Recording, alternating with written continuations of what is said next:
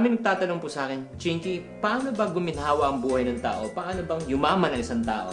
Everybody wants to become a millionaire. Ang sinasabi ko parati, ang pagyaman ng isang tao ay hindi po nag-uumpisa kung anong laman ng kanyang bulsa, kundi kung ano ang laman ng kanyang isipan. I'd like to share to you a simple formula that can really help you on how to become wealthy. Let's start with this. Mindset plus action equivalent to what we call as result. Ulitin po natin. Mindset plus action equivalent to result. Kung tayo po ay may negative mindset, tayo po rin magkakaroon ng negative action, negative din ang magiging resulta ng ating buhay. Kung tayo naman po ay positive mag-isip, positive din po ang action, positive din po ang magiging resulta.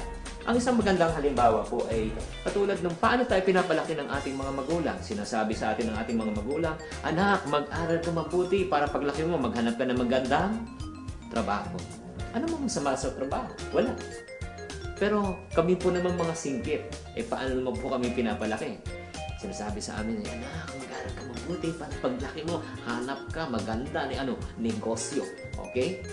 Marami yung mga classmate na mga Pilipino naghanap ng magandang trabaho, nagpass na magandang resume after graduation. Kami naman po, nag-umpisa na po kami ng aming negosyo. Ang tanong po mga kapatid, sa palagay nyo, sino po ang mas may pagkakataon na umunlad agad ng pamumuhay? Yung naghanap ng trabaho o yung nagtayo ng negosyo? Definitely, ang sagot po, yung nagtayo ng negosyo. Maraming nagsasabi naman, Chinky naman, wala naman kaming puhunan, wala naman kaming, let's say, connection. Pero sabihin ko sa inyo, ano pinagkaiba po namin? Pareho po kami ng paaralan, pareho ng pagkakataon. Ang pinagkaiba po, kung ano po ang mindset ng magulang sa kanyang anak. Ganun po kapangyarihan yung mindset. If we change our mind, we will change our life. So may mga katanungan, paano ba natin binabago ang ating mga mindset? Una, ang sinasuggest ko parati, kailangan po tayong magbasa ng mga positive na libro. Makinig tayo sa mga tapes or mga preaching or if not naman motivational speakers. Pangatlo, lumayo tayo sa mga taong negative at sumama tayo sa mga tao naman parating positive. Layuan niyo yung mga parating reklamo ng reklamo. Wala pong magandang maidudulot po sa buhay natin.